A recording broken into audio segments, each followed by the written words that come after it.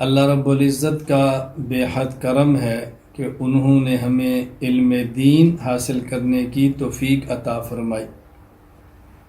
دین کا طالب علم ہونا یہ اللہ تعالیٰ کی بہت بڑی نعمت ہے۔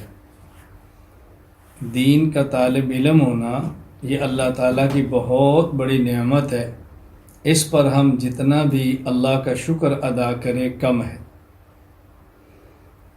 میں نے آپ حضرات کی خدمت میں جو قرآن کریم کی تلاوت کی ہے، اس میں اللہ رب العزت نے مہاجرین اور انصار صحابہ کرام رضی اللہ عنہم اجمعین کے لیے جنتی ہونے کی بشارت دی، اور ساتھ ارشاد فرمایا والذین اتبعوہم بإحسان والسابقون الاولون من المہاجرین والانصار والذین اتبعوہم بإحسان، اور وہ لوگ جو صحابہ کرام کی اتباع کریں، نقش قدم پر چلیں، تو ان کے لیے بھی جنت کی بشارت ہے۔ یہ بات طے شدہ ہے کہ صحابہ کرام رضی اللہ عنہم اجمعین میں سے کچھ مہاجرین ہیں اور کچھ انصار ہیں۔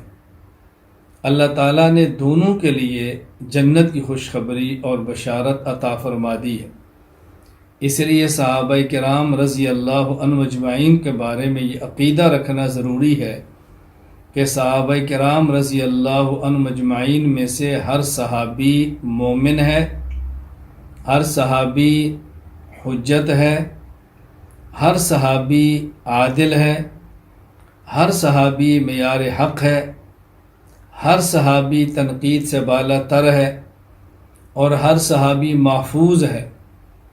محفوظ ہونے کا معنی یہ ہے کہ صحابی سے گناہ اگر ہو جائے، اللہ تعالیٰ اس کے نامہ اعمال سے ختم فرما کے اس کو پاک فرما دیتے ہیں، اور وہ جنت ہی میں جاتا ہے۔ لا تمس النار من رآنی، حدیث پاک ہے کہ صحابی کو جنت کی آگ چھوے گی بھی نہیں، یعنی صحابی کو ہرگز جہنم کا عذاب لمحہ بھر کے لیے بھی نہیں ہوگا۔ یہ ہمارا عقیدہ ہے، اور اس عقیدے پر کاربند رہنا اور پابند رہنا نہایت ضروری ہے۔